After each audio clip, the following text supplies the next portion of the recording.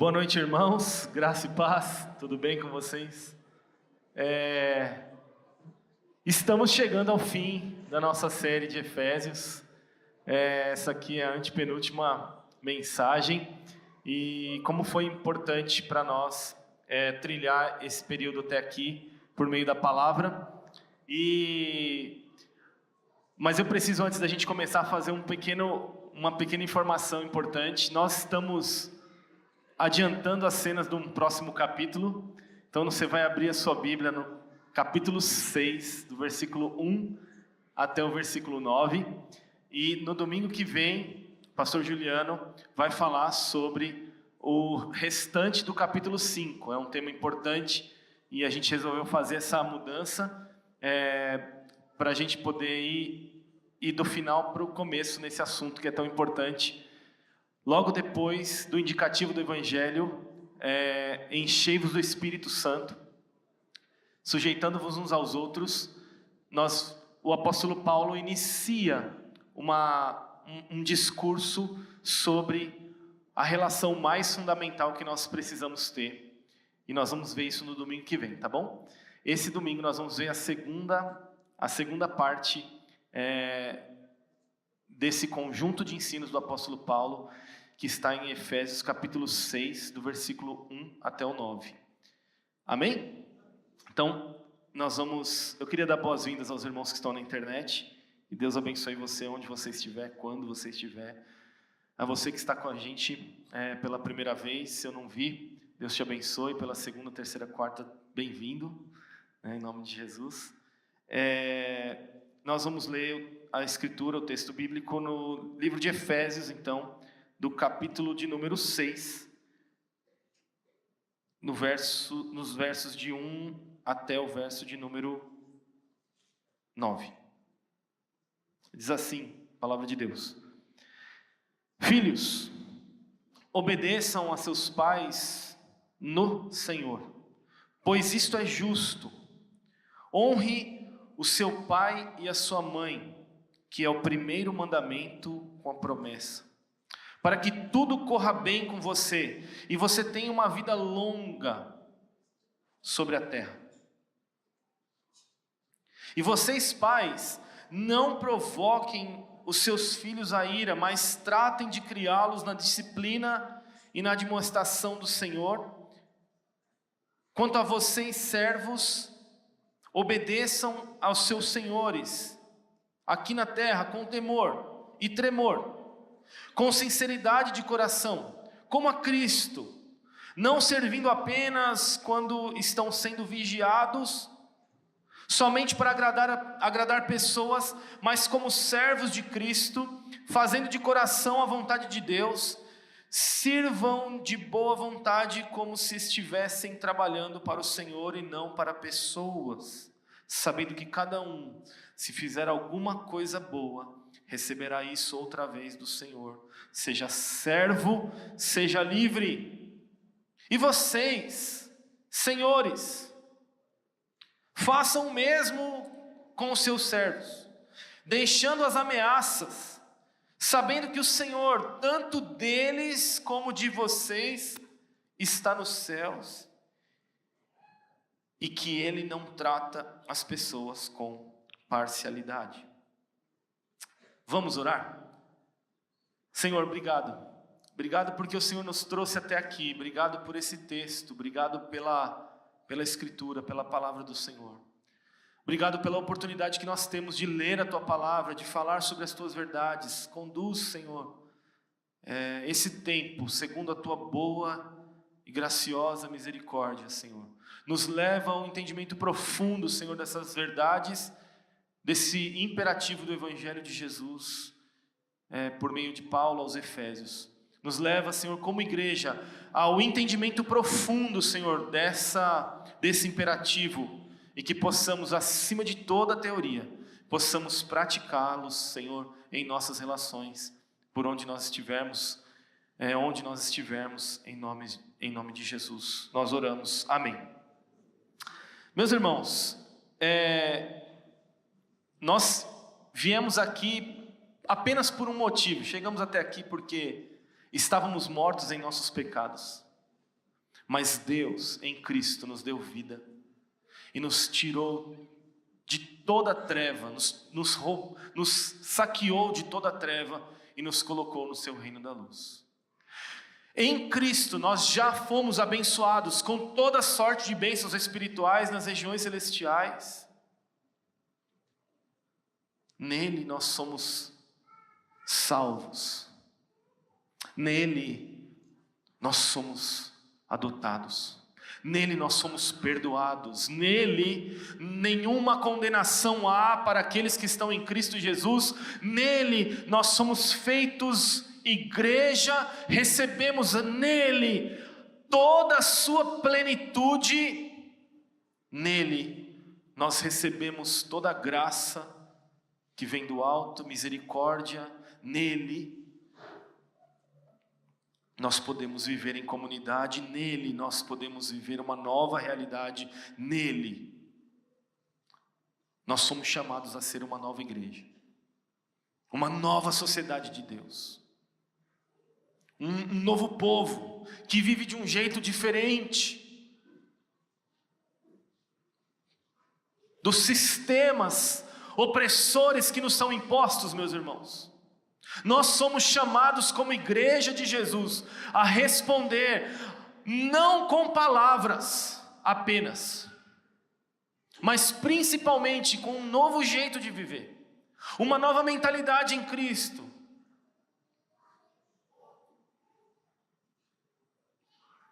O amor de Deus nos constrange, meus irmãos, e é assim, em amor, que nós devemos viver a nossa vida. E nós só podemos viver tudo isso porque um dia Ele nos alcançou. Nós estávamos perdidos em nossos próprios pecados, meus irmãos. E essa canção é tão bonita, é tão forte. Obrigado, meu Senhor Jesus, pelo sangue que verteu na cruz. Porque é por conta dele que nós podemos viver. É importante nós lembrarmos, meus irmãos, que viver a partir dos indicativos do Evangelho é viver uma nova vida, um novo jeito de sermos igreja. E cada trecho tem uma palavra-chave, né? E a palavra-chave desse trecho, do que nós estudamos até aqui, é unidade. Nós somos chamados, meus irmãos, para vivermos em unidade, promovendo a paz, a reconciliação. Mas assim como Jesus uniu céus e terra numa única realidade, nós como igreja somos convidados a viver essa mesma realidade nas nossas relações. E o apóstolo Paulo, a partir então do capítulo de número 3, finalzinho do capítulo número 3, o início do capítulo 4, ele começa a dizer como que uma nova sociedade de Deus, como que uma nova humanidade de Deus vive. E nós vimos aqui muitas coisas até domingo passado. E o último imperativo que nós vimos foi: enchei-vos do Espírito. E só é possível o enchimento do Espírito Santo por meio de estarmos em comunidade, de vivermos uma nova realidade em comunidade. Mas é a partir daí que a coisa fica mais pesada. Se já estava difícil, meu irmão, agora a coisa vai ficar mais.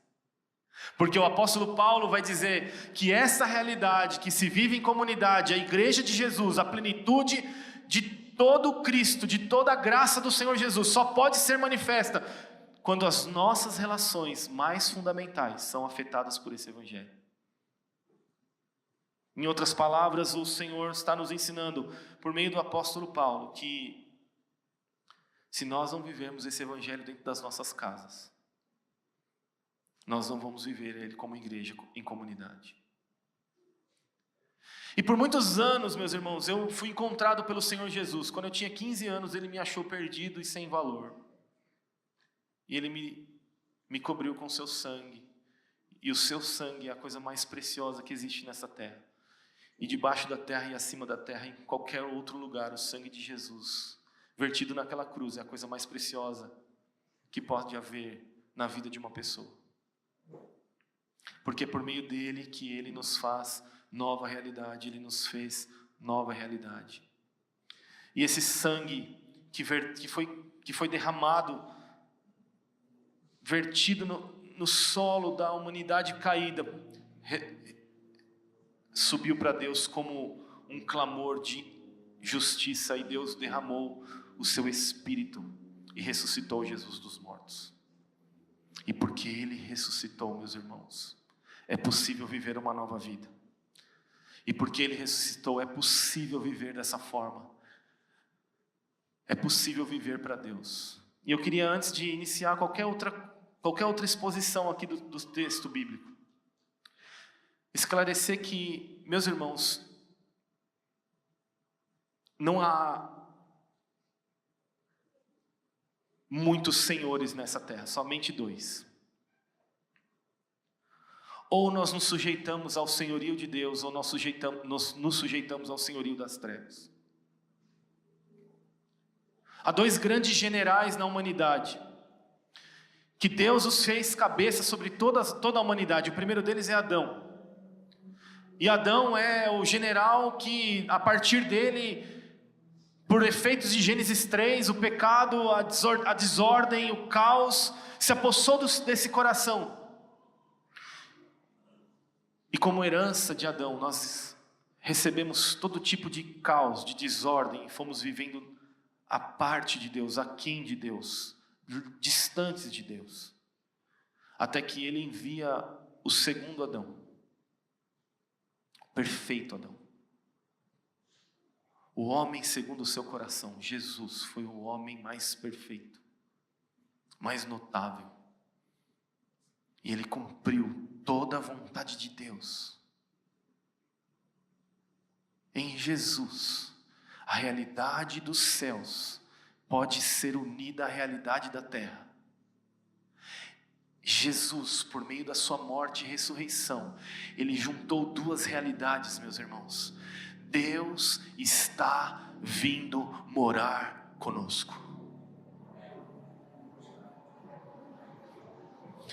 Deus está vindo morar com a sua igreja. Deus está vindo morar com o seu povo. Deus está vindo morar com a sua criação. Ele nos criou para habitarmos completamente com Ele. E Jesus fez isso possível, meus irmãos.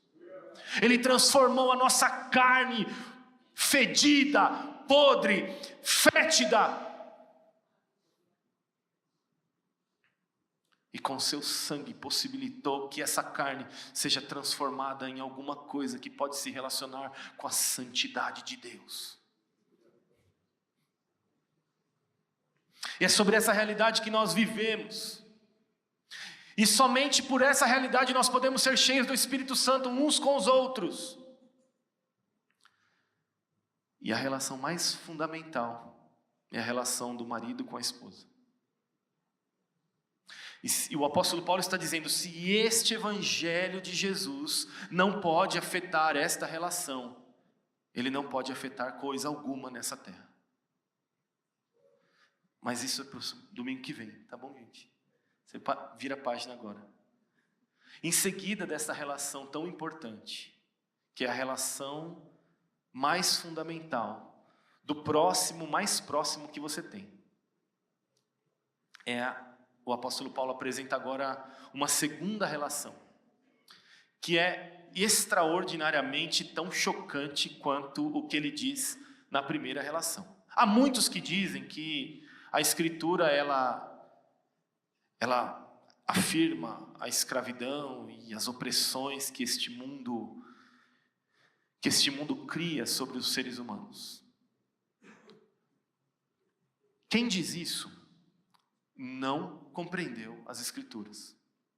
Quem diz isso não entendeu o que o apóstolo Paulo está dizendo, principalmente nesse texto que nós vamos expor aqui, nesses próximos versículos. Logo depois do apóstolo Paulo falar sobre a união entre marido e mulher, e essa importância que nós vamos ver no domingo que vem, o apóstolo Paulo fala sobre uma segunda relação tão importante quanto esta, e uma terceira relação tão importante quanto essa, que é a relação entre pais e filhos, e a relação entre senhores.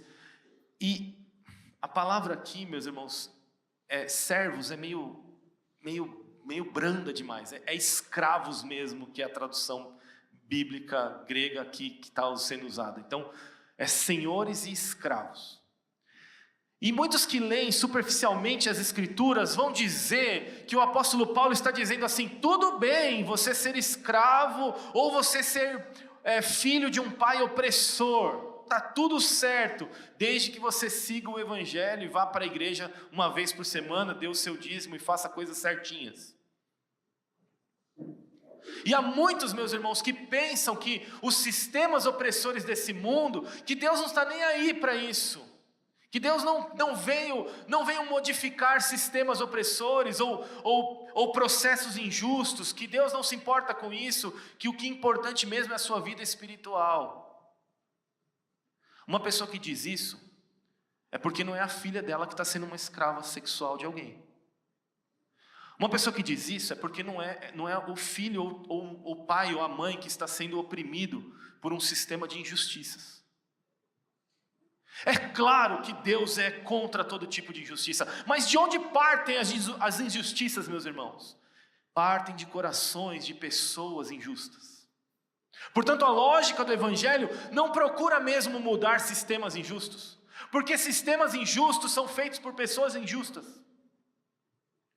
O evangelho procura mudar as pessoas. E a partir da mudança dessas pessoas, sendo vista nas relações que elas têm, as mais fundamentais, então o evangelho muda sistemas injustos. Deus quer mudar o mundo, e Ele conta com a sua igreja para isso. Deus quer mudar sistemas de injustiça, sim, e Ele conta comigo e com você para fazer isso. É o jeito que nós vivemos. Se nós vivemos à luz dos indicativos do evangelho, do que Jesus fez por nós vamos mudar sistemas injustos, porque este evangelho, por meio de nós, vai tocar pessoas injustas, vai transformar o coração dessas pessoas.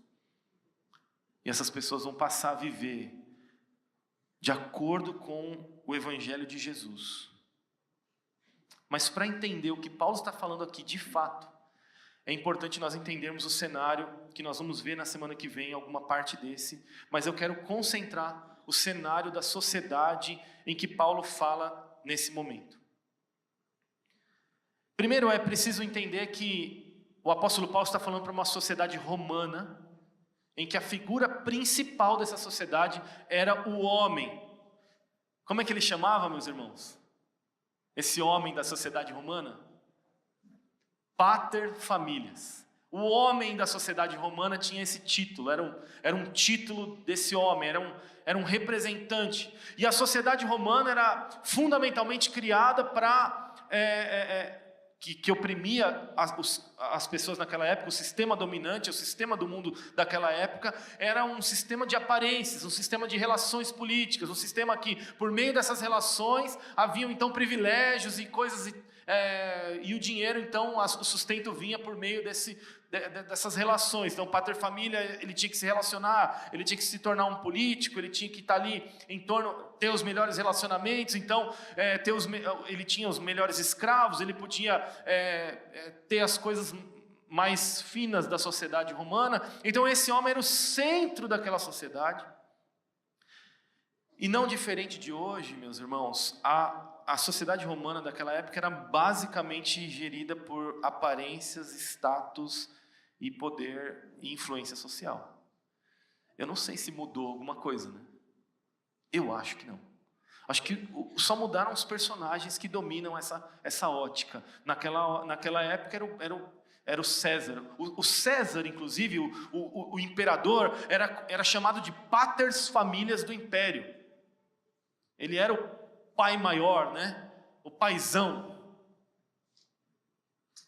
Ninguém viu o meme do paizão. É o paizão. Fez relação aí? Era o homem, o cara. Era o paizão, o principal, o poderoso. E qual que era o papel desse pater familias? O papel dele era fazer influência na sociedade. O que era, então, a esposa na sociedade romana? Ela era uma ajudadora, uma pessoa que tinha que promover esse processo. Então, ela ficava encarregada, por exemplo, da educação dos filhos, da casa, de toda essa relação que possibilitava que esse pater familia, que esse homem modelo do Império Romano pudesse viver e fazer as influências e ganhar dinheiro para poder sustentar sua família, mas mais do que dinheiro, para eles o mais importante era poder, status e influência social. Portanto, meus irmãos, as crianças eram menos do que nada naquela época. Filhos. Por que Jesus fala, deixem vir a mim as crianças? Ou quem não for como essa criança não pode entrar no reino dos céus. Algumas pessoas confundem esse texto, achando que esse texto está dizendo que a gente tem que ser infantilizado, a gente tem que ser imaturo para entrar no reino dos céus, a gente tem que ser, é a pureza da criança. Meu irmão, fica ali na salinha de domingo, você vai ver a pureza das crianças. Fica ali um domingo para você ver a pureza. A pureza das crianças. A criança é um ser inocente, isento de pecado. É uma criança pura e tal. Vai lá, fica lá. Fica lá. Quem é professor de escola aqui, irmão? Professor. Vai lá, substitui esses irmãos aí para você ver a pureza das crianças. Meus irmãos, não tem nada a ver com isso. O que ele estava dizendo é que se nós não estivermos humilhados, posicionados inferiormente como uma criança, nós não podemos entrar no reino dos céus. O reino dos céus é para humildes, é para desconsiderados, para alguém que não se considera importante. É isso que o Senhor Jesus estava dizendo.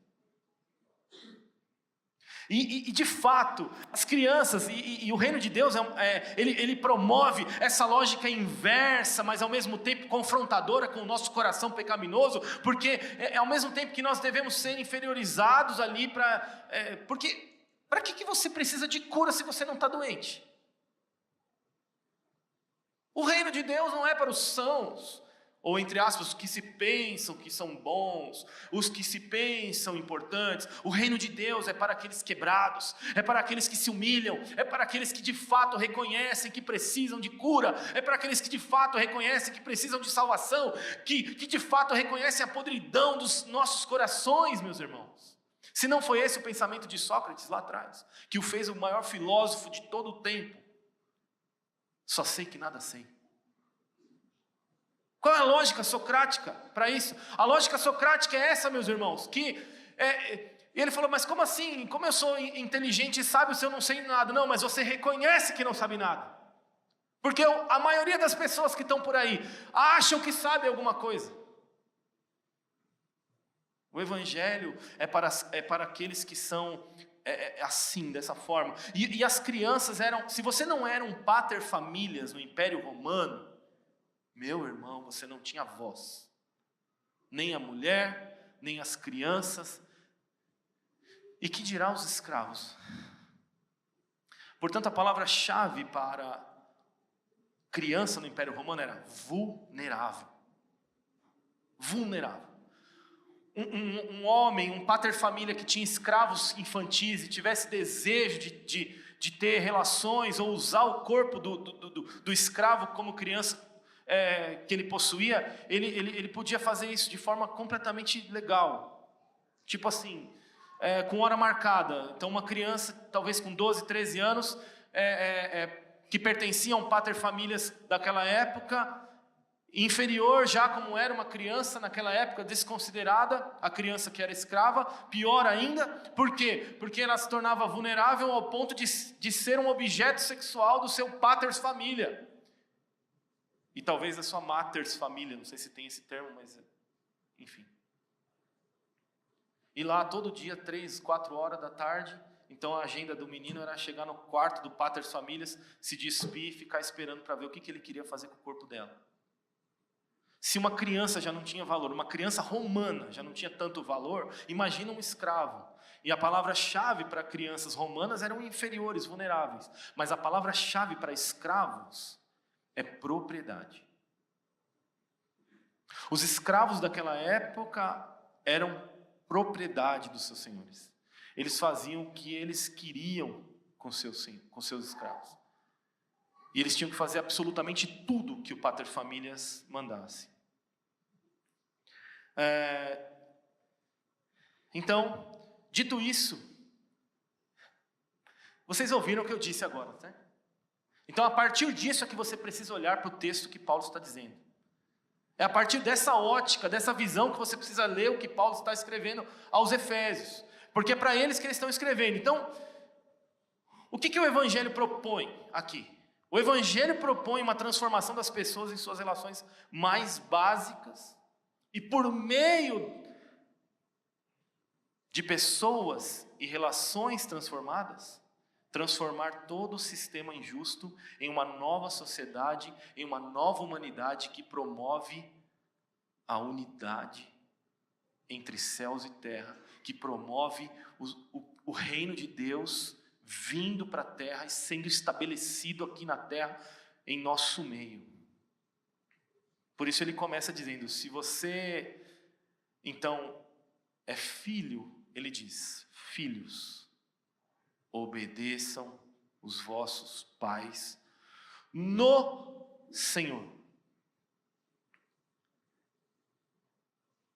E é como eu disse, quem aqui tem mais de 20 anos, 23 anos e não é casado?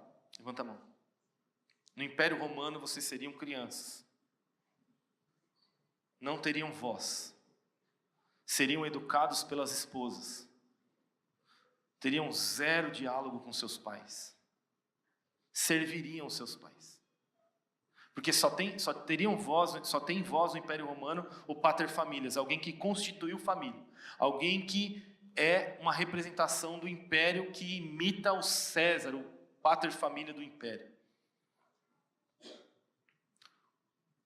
Portanto, nessa lógica, está tudo certo dizer, pais, obedeçam aos vossos filhos no Senhor. Quando o apóstolo Paulo fala isso, ele já apresenta a primeira revolução, e aqui está uma revolução, meus irmãos. Se você ama a revolução, então o apóstolo Paulo é seu amigo. Porque aqui está uma revolução. Você falar sobre sujeição mútua e você falar sobre a obediência dos filhos baseado em uma realidade, em um mesmo Senhor, sobre os mesmos ensinamentos de alguém superior ao paterfamília do império, era imoral, era idolatria para eles. Era negar o César. Aqui já tem uma revolução incrível. Quando ele junta, ele pede aos filhos para obedecerem. E aqui ele faz menção ao primeiro mandamento com promessa: honre teu pai e tua mãe, para que os seus dias sejam prolongados. Essa é uma promessa de Êxodo, é um mandamento. Ele faz essa referência. Por isso, depois da nossa relação matrimonial, depois da nossa relação mais básica, a relação que nós temos com os nossos pais. E esse primeiro aqui é o pai de pais mesmo, essa relação de pais, pai e mãe. Então, é o que vai definir a forma que nós vivemos. Eu vejo muitas pessoas que têm problemas com seus pais nessa relação e levam esses problemas para toda a vida, né? Pastor Bernardo, quando falava para a gente sobre esse assunto, contou a história de que pessoas que perdem os pais, mas continuam vivendo em oposição aos pais. Os pais estão mortos, mas continuam vivendo como se fosse para vingar, para retribuir, para se opor, revidar alguma coisa que os pais representaram para eles. Por quê? Porque os pais, essa relação mais básica que nós temos na nossa família, eles são a primeira expressão de amor que nós conhecemos. E quando nós temos uma relação dificultosa, uma relação problemática com os nossos pais, nós vamos levando muitos questionamentos e muitos problemas para a nossa vida adulta. Portanto, é muito importante que nós concentremos aqui o imperativo do apóstolo Paulo, de que ele não está dizendo assim, olha, obedeça o seu pai irrestritamente. E é esse a grande revolução do apóstolo Paulo. Ele diz: obedeçam aos seus pais no Senhor. No Senhor. Ele está estabelecendo que a obediência aos pais está baseada na relação com o indicativo do Evangelho, de que Cristo também é Senhor dos seus pais. Se o Senhor Jesus é Senhor dos seus pais, então os seus pais deixam de ser também seus pais, mas são também seus irmãos. E nós nos sujeitamos uns aos outros, como em amor, uns pelos outros. Ou seja, então o que o apóstolo Paulo está falando, ele está dizendo assim: é no Senhor que você deve obedecer ao seu pai. Mas e se meu pai não é no Senhor que ele está fazendo alguma coisa? Desobedeça ao seu pai? É isso que o apóstolo Paulo está dizendo? Será? Porque muitos naquela época, inclusive, usavam esse texto para se rebelar com seus pais. Pai, eu estou seguindo um novo Senhor, o Cristo aí, e agora é o seguinte, meu amigo, anarquia total, a gente vai viver do jeito que a gente quer, porque é o seguinte, é só Ele que é nosso Senhor. É só Ele que é o nosso Deus. Mas nós nos esquecemos que o assunto principal que o apóstolo Paulo está tratando aqui é sobre escravidão. Se você não é escravo das trevas, você só pode ser escravo de Cristo. Eis a má notícia. Nós somos chamados à escravidão. Eis a boa notícia. Nós podemos ser escravos de Cristo. Nossa, mas que texto estranho, né? Como assim escravidão é um negócio tão ruim? Não. Se você não foi escravo de Cristo ainda, você não sabe o que é bom.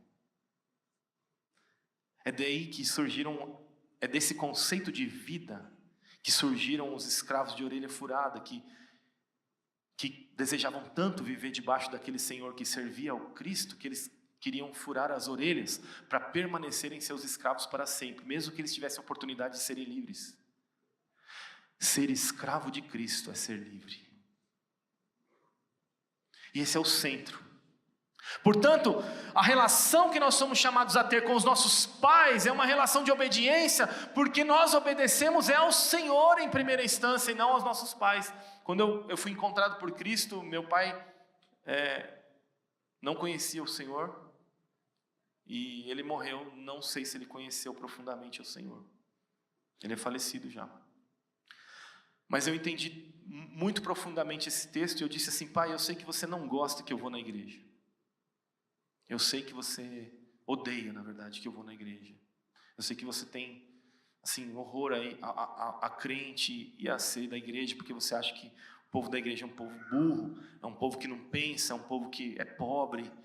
E eu sei que você está muito baseado nessas coisas. E se o Senhor me disser que eu não devo ir na igreja, eu vou lhe obedecer. Se você me disser assim: eu não te deixo ir à igreja, eu vou lhe obedecer. Eu quero só que o Senhor saiba disso. E nesse dia ele falou: então você não vai na igreja, eu não deixo você ir. Eu fiquei em casa.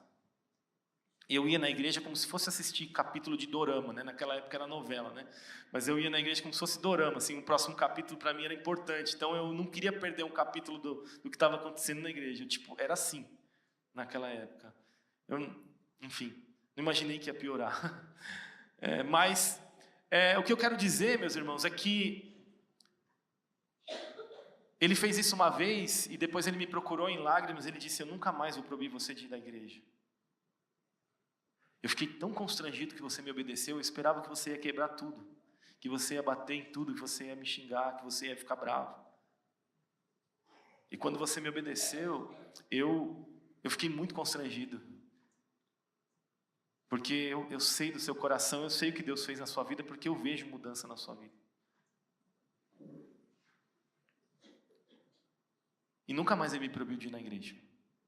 Ele não só não me proibiu, como ele ia me buscar, me levar, ele participava das minhas loucuras, mesmo não concordando comigo. A obediência sempre é o melhor caminho, meus irmãos. O Evangelho nos leva a uma obediência. Sabe do que ele nos livra?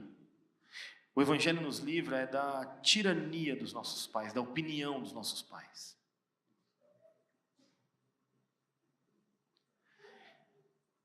Porque o Evangelho, ele procura libertar-nos dessas opressões. Sabe como ele procura? Não de uma forma visível, assim, sabe? Como a gente pode tocar.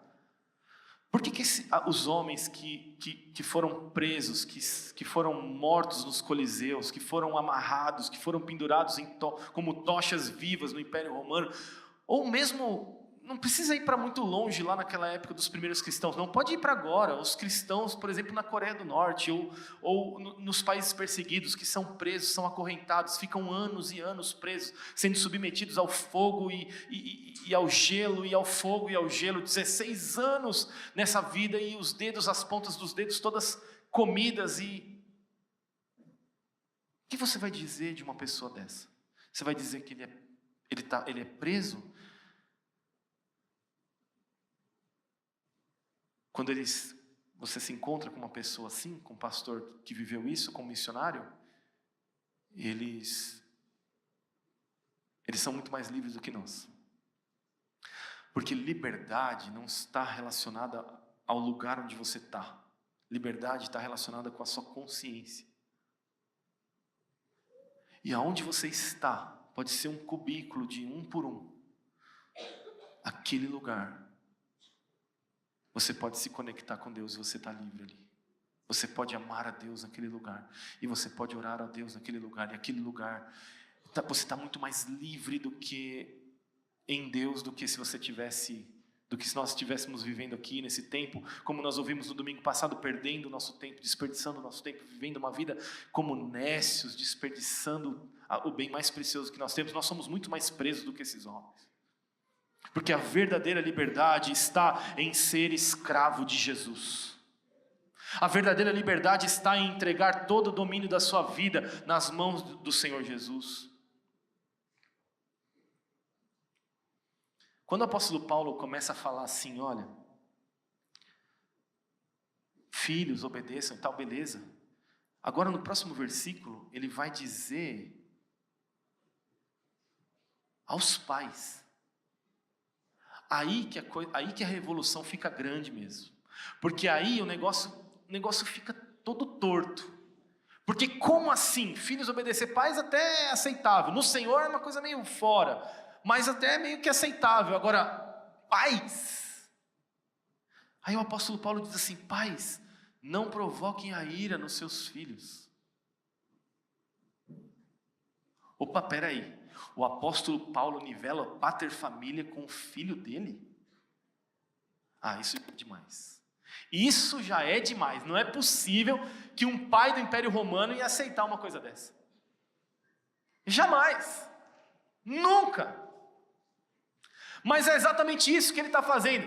Sabe onde que é a reunião dos CEOs, dos CFOs? Esse foi o exemplo que o nosso professor nos deu. É como se essa reunião do CEO, dos CFOs das empresas, dos COOs das empresas, fosse lá no andar dos irmãos auxiliares de limpeza. Isso não acontece no nosso mundo, gente. Isso não acontece no sistema desse mundo. Porque no sistema desse mundo, a gente vai servir é o maiorzão mesmo. É o melhorzão, é o que ganha o salário mais alto. A gente vai servir aquele que é o paterfamília, aquele que está em melhores posições, que pode relacionar. Não. Como assim? Ele se rebaixar no nível do filho para não tratar o filho com ira?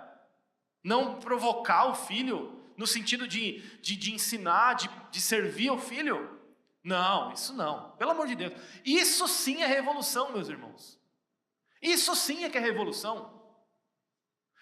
E pasmem. A palavra que o apóstolo Paulo usa aqui não é a mulher como pai e mãe. Agora ele se refere aos homens.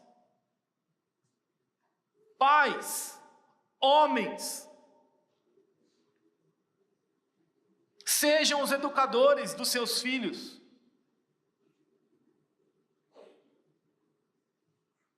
Participem da educação dos seus filhos. É isso que o apóstolo Paulo está falando. Isso é revolucionário. É como se você chegasse em casa e ao invés de você sentar no sofá como nós ouvimos, e colocasse o pé numa poltrona de descanso e fosse servido ali com suco, com um petisco, você fosse, abraçasse os seus filhos e dissesse: tudo bem, meus amores, como é que vocês estão? Preciso de ajuda com a lição de casa, vamos lá que o papai vai ajudar vocês. Nunca isso ia acontecer no Império Romano. Porque a responsabilidade de educar as crianças era da mulher exclusivamente.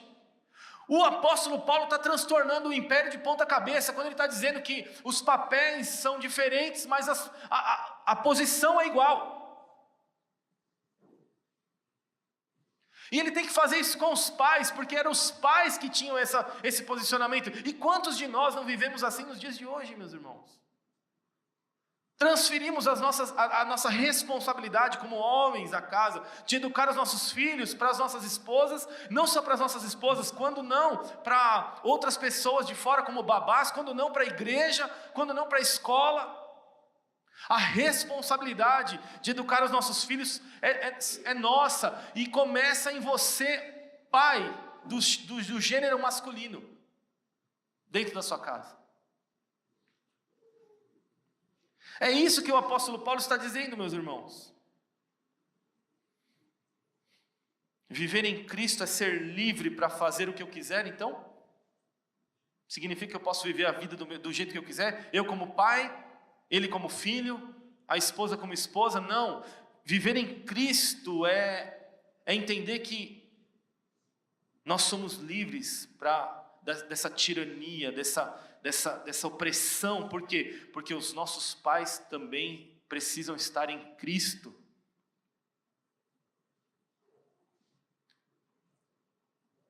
E eles vão cuidar de nós como Cristo também cuidou da sua igreja. Eles vão ser a expressão desse amor.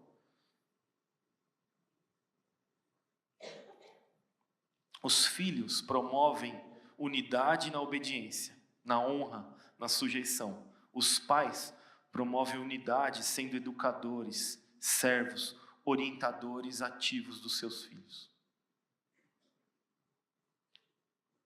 Eu vejo que muitos irmãos vêm para a igreja porque eles querem se livrar algum período do filho, não aguenta mais do filho. Nós como pais, homens, e agora também incluindo as mulheres, com o mesmo papel, que é isso que na verdade o apóstolo Paulo está dizendo, com funções, com papéis diferentes, mas iguais em posição, eu vejo que as pessoas elas não aguentam. Época de férias, julho, é o terror dos pais. Nós falávamos isso na nossa home essa semana.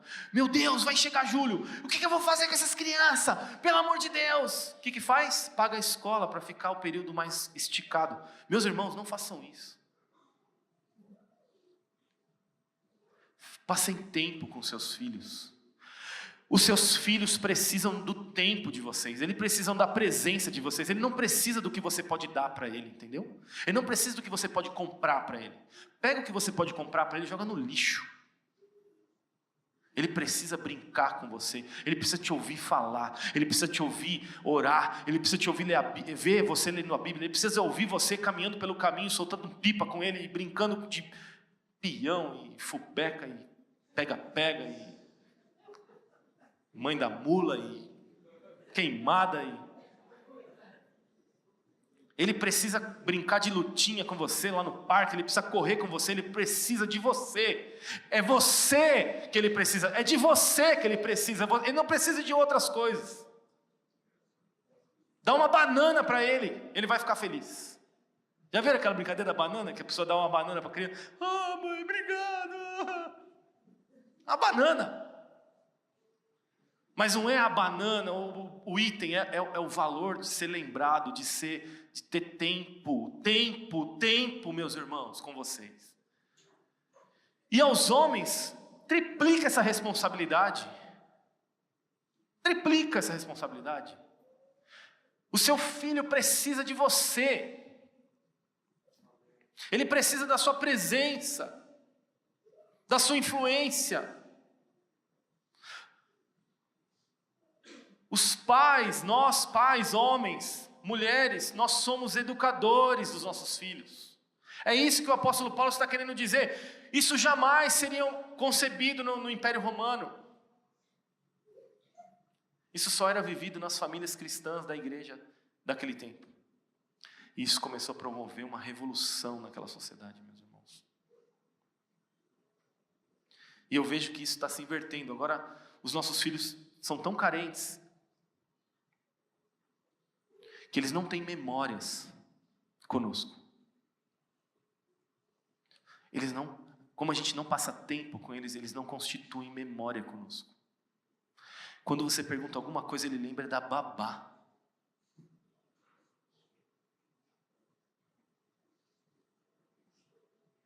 Memórias são é a base fundamental, meus irmãos, da afetividade. Sem memórias não se constrói afetividade. E na igreja de Jesus era diferente naquela época, e é isso que o apóstolo Paulo estava querendo dizer. Ele estava falando isso aos pais. Isto é revolucionário. Isso vai revolucionar uma sociedade. Que as crianças crescem com essa carência, elas vão para as telas. E lá na tela ela tem o consolo que ela precisa e a orientação que ela está buscando. É assim que você quer ser lembrado?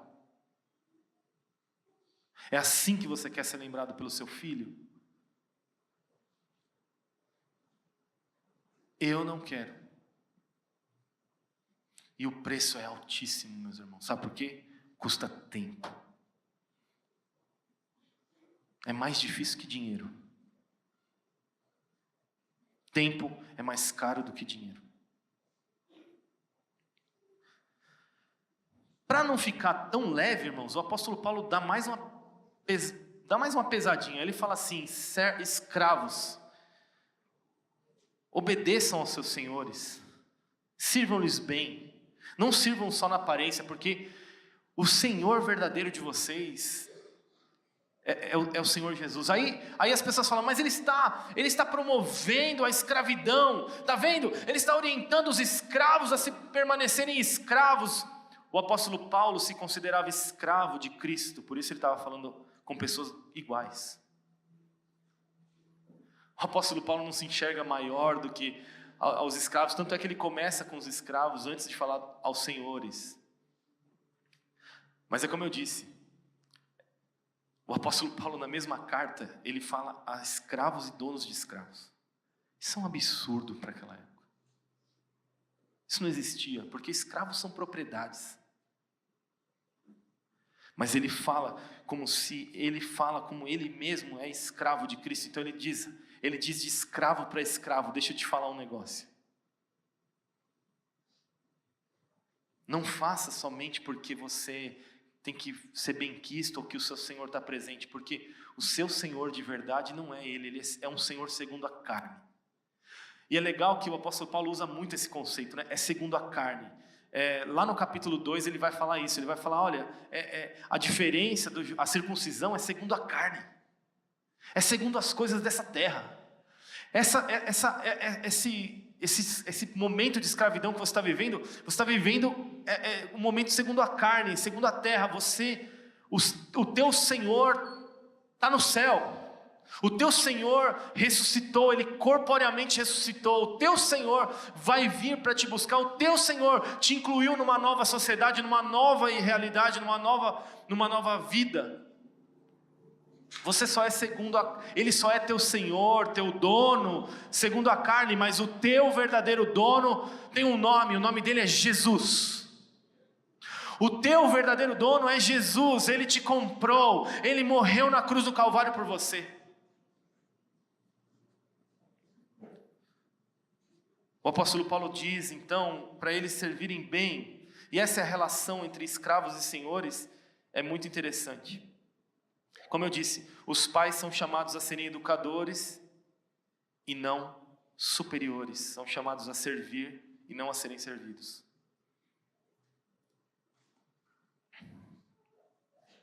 É importante você entender, nesse contexto, que a sociedade daquela época, sem escravos, era a mesma coisa que a gente fala da nossa sociedade. N.T. Wright falou isso, e a gente ouviu também do nosso professor. é como se fosse uma sociedade sem eletricidade. Eu diria sem internet. Porque você tira a internet lá de casa, até os adultos ficam doidos. Tenta conceber a nossa sociedade sem eletricidade, sem internet. Vamos pensar na eletricidade. Tenta entender tudo que você faz hoje, trabalha, se sustenta, se não tivesse energia elétrica. Pensa isso. É a mesma coisa que pensar a sociedade daquela época sem escravos. Quando a pessoa fala que a Bíblia está justificando a escravidão, e eles usam muito esse texto para fazer isso, eles fazem uma leitura equivocada do que Paulo está dizendo, e eu vou provar para vocês isso aqui, porque o apóstolo Paulo ele vai dizer sobre essa questão da propriedade, como eu disse para vocês no início, o escravo era propriedade daquele que o havia comprado. Mas no versos 6 e 7, o apóstolo Paulo diz que a liberdade está em servir ao Senhor, ao verdadeiro Senhor, que é o Senhor Jesus. Como eu disse, se você serve ao verdadeiro Senhor, eu já preguei em muitos lugares de encarceramento. Nós tínhamos um trabalho missionário, num presídio numa cidade onde a gente foi pastor e plantador de igreja. E nós íamos toda semana no presídio, ensinar a palavra de Deus, e orar e visitar os nossos irmãos. E toda vez as pessoas falavam, não, eu vou me tornar crente, porque o crente ele vai ter diminuição de pena e tal, vou me tornar bonzinho, porque ficando bonzinho, né? Aí as pessoas vão me olhar e falar, nossa, mas como é que você vive bonzinho, então eu vou sair e tal. Eu dizia assim para eles, vocês podem viver lá na rua, livres, e estarem presos pelo pecado.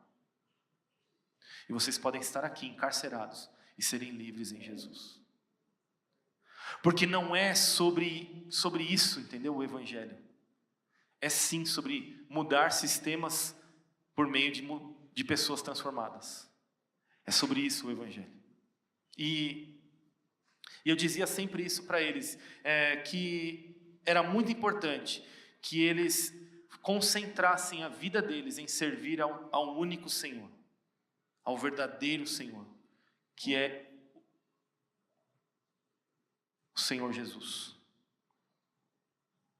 E no verso 8, eu queria que você lesse o verso 8, ele continua falando do texto, né, dessa questão dos escravos, mas esse verso é a chave de basicamente o que ele está falando nesse trecho. Ele diz assim, sabendo que cada um, se fizer alguma coisa boa, receberá isso outra vez do Senhor. E aí ele diz assim, seja servo. Quando ele diz isso, ele está dizendo, seja escravo. Olha que loucura. Vírgula, seja livre. E isso é paradoxal, meus irmãos. A liberdade está em sermos escravos de Jesus. E se somos escravos de Jesus, ninguém pode nos aprisionar.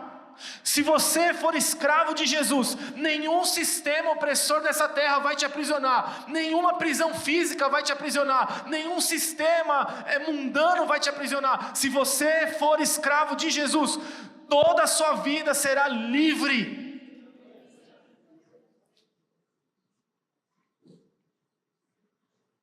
E essa é a verdadeira liberdade, em se tornar escravo do Senhor. Seja escravo, seja livre.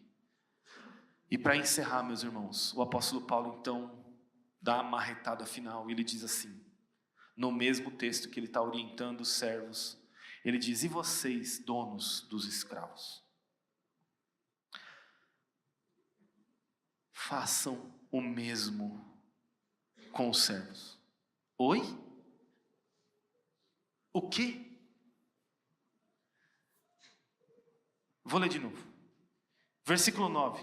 E vocês, senhores, donos dos escravos, façam o mesmo com os servos, com seus servos, deixando as ameaças, sabendo que o Senhor, tanto deles como de vocês, está nos céus e não trata pessoas com parcialidade.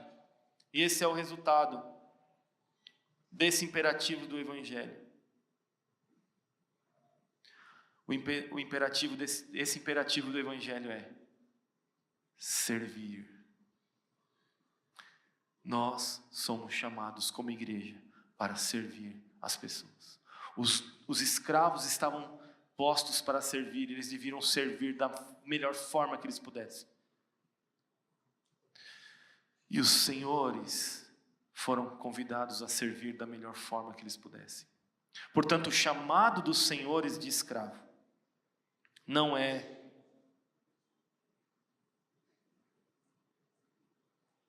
para dominar, não é para oprimir, mas é para cuidar. Aí, meu irmão, eu queria que você imaginasse isso na sua cabeça. Que viver a partir dos indicativos do Evangelho nos liberta de qualquer opressão, tanto de sermos os opressores, quanto de sermos os oprimidos.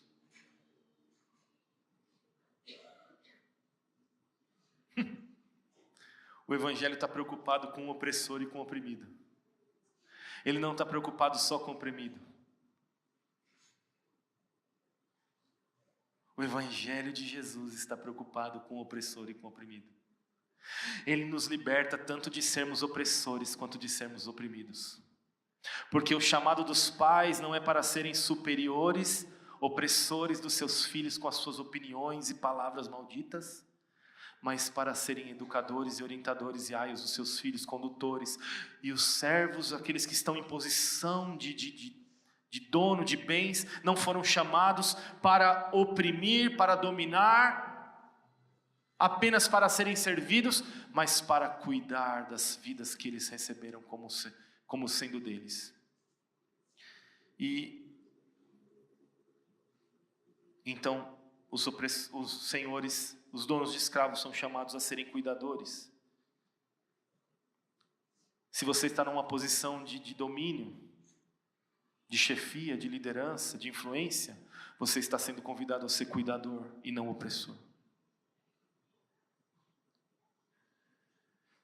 E para a gente encerrar, eu queria realmente contar a história que nós ouvimos enquanto estudávamos esse texto e compartilhar com a igreja. E a figura que o apóstolo Paulo está pintando aqui é essa. Imagine um escravo do Império Romano, que possui uma família e serve um paterfamilias. Ele procura o seu filho, esse menino que servia como escravo sexual, ou o seu corpo era uso e posse do seu paterfamilias, diz assim para ele: filho, nós mudamos a nossa cabeça aqui, nós estamos seguindo aqui o pessoal diz aí que é uma seita aí de um tal de Crastus, Cristos. E nós somos convidados para uma janta, um jantar na casa de outro paterfamilias, que também muito conhecido por sinal daquela região, que segue a mesma religião, a mesma seita. E esse menino que durante anos e anos, todos os dias da sua vida é usado lá na sua casa como brinquedo sexual, ele fala: tá bom, meu pai está falando, a gente tem que ir, né? É só obedecer, porque eu sou filho, vai, pega esse menino e leva. E quando ele chega, ele entra na casa daquele paterfamilias, ele nota algumas diferenças. Ele vê um outro ar, ele vê um ar de paz. As outras casas são opressoras, o ar é pesado, a casa tem um aspecto difícil. Ele vê que ali tem um ambiente diferente, ele vê as pessoas conversando como iguais ali, ao redor da mesa, naquela sala de estar. E então, o paterfamilias que fez o convite, e ele é escravo, tá? Ele é uma família de escravo, convidou alguém para... Ele chama todo mundo ali que está ali conversando e fala: vamos nos assentar à mesa. E ele vê que os lugares não estão marcados, não tem o lugar do paterfamilias, o lugar do filho. Os lugares não estão marcados nessa mesa, ele vê um paterfamilias sentado do lado de outro escravo, sentado de lado do outro paterfamilias, e ele fica confuso com essa imagem, porque não é a imagem habitual do Império Romano. Ele senta na mesa e ele pega, então todos ficam ali esperando. Ninguém fala nada, até que o paterfamilias que fez o convite, ele Ele convida e fala, vamos nos assentar, vamos comer. Ele pega o pão e diz assim, este aqui é o corpo de Cristo que foi partido por nós. E corta o pão e reparte. Ele pega o cálice de vinho e diz, esse aqui é o sangue da nova aliança feito por meio de Cristo Jesus. Vamos todos comer. E aquele menino fica olhando e dizendo, como? O que está acontecendo? Eu sou um escravo? Eu estou comendo na mesa de um pater família? O que está acontecendo aqui?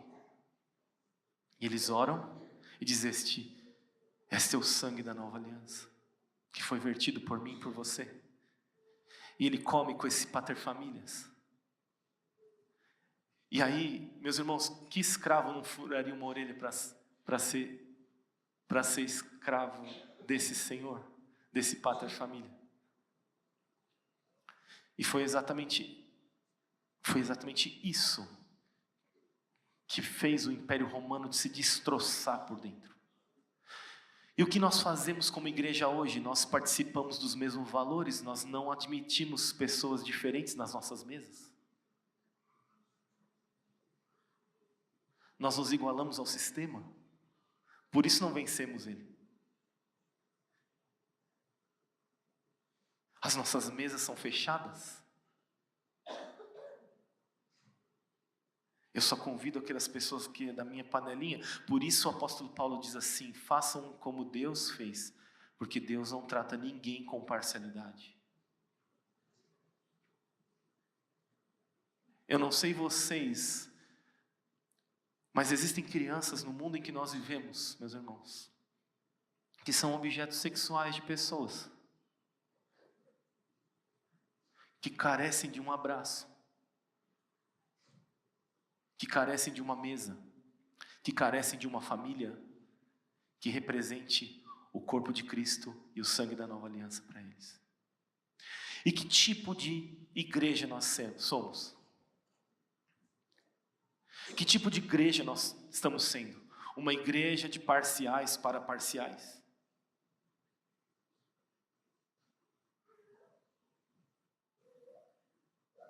Uma igreja onde o sistema desse mundo é tão importante quanto o sistema que rege as nossas relações aqui. Eu fico imaginando esse menino olhando essa cena. Eu não sei o que ele pensou, mas eu teria pensado, isso é amor. Curva sua cabeça, vamos orar.